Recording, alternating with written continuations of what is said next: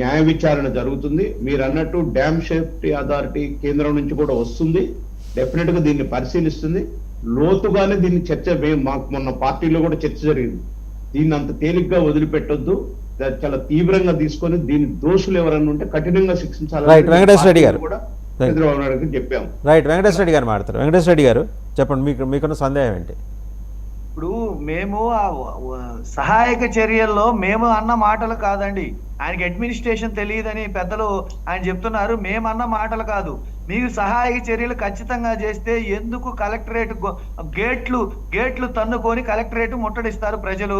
అక్కడ స్థానికంగా ఇబ్బంది పడిన వాళ్ళు మీరు ఒకసారి బయటలు చూడండి.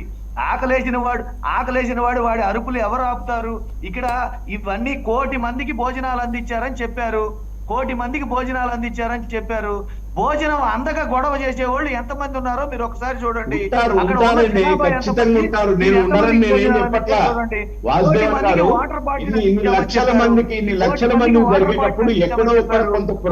జనాభా ఎంతమంది కదా. ఫస్ట్ 2 days ప్రాంతాలకి కింద ఉన్నటువంటి గొడవ చేస్తున్నారు. ఒక నిమిషం ఆయన మాట్లాడియండి. ఏంటండి మీరు మాట్లాడండి, దుర్గాప్రసాద్ గారు మీరు ఆగండి, ఆయన మాట. స్థానికంగా వాళ్ళు చేస్తున్న గొడవని వాళ్ళు చేస్తున్న దాన్ని వాళ్ళు ఒకరు సృష్టించే కాదు. ఆయన నేను చెప్తారు, ప్రభుత్వం మీద బ్లైమ్ చేయడానికి వైఎస్ఆర్సీపీ ఉందని అంటున్నారు. గుడ్లవల్లేరు కేసు మేము సృష్టించిందా? గుడ్లవల్లేరులో జరిగింది మేము సృష్టించిందా? వరదలు మేము తెచ్చిందా? సహాయక చర్యలు అందలేదని గొడవ చేసింది మేమా? ముచ్చుమర్రి కేసు చేసింది మేమా?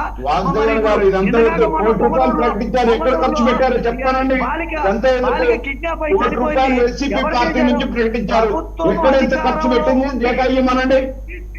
సార్, మీ సమయంలో నేను ఒక్క మాట కూడా మాట్లాడలేదు.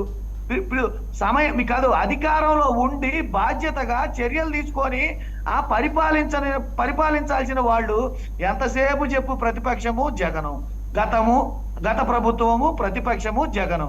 ఇవి తప్పితే మేమన్నా కార్యకర్తలమన్నా అప్పుడప్పుడన్నా జగన్మోహన్ రెడ్డి గారిని పార్టీ విషయాలు పక్కన పెట్టి మా సొంత కార్యక్రమాలన్నా మేమన్నా 1-2 గంటలు చేసుకుంటున్నామేమో కానీ ఒక్క క్షణం కూడా గత ప్రభుత్వము జగను వైఎస్ఆర్సీపీ పార్టీ ఇది ఒక్క క్షణం కూడా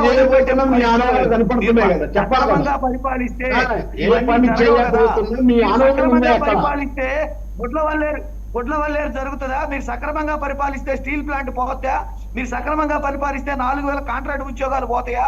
మీరు సక్రమంగా పరిపాలిస్తే ముచ్చుమర్రి బాలిక చనిపోతా?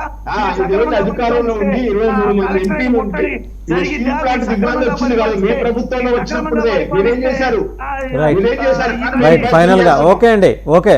విజ్డమ్ చౌదరి గారు మాట్లాడతారు. విజ్డమ్ చౌదరి గారు ఫైనల్ గా కంక్లూడ్ చేయండి. అంటే లాట్మేని తిరుమల లడ్డు విషయంలో మళ్ళీ నిన్న కొత్త కాంట్రవర్సీ, నిన్న అన్న ప్రసాదంలో జెర్రీ వచ్చిందట.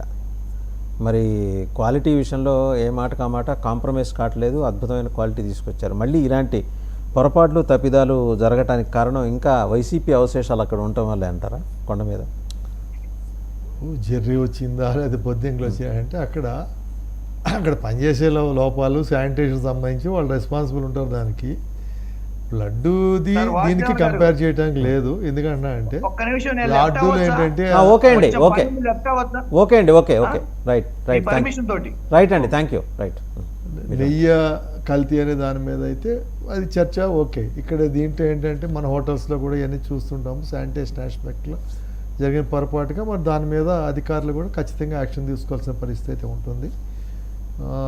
దాన్ని ఎవరు సమర్థించేది ఏం లేదు ఒకటి. రెండోది ఏంటంటే ఇప్పుడు ఏమవుతుందంటే మీకు రియల్ ఫ్యాక్ట్ మాట్లాడాల్సి వస్తే విమర్శ చేయడం కోసం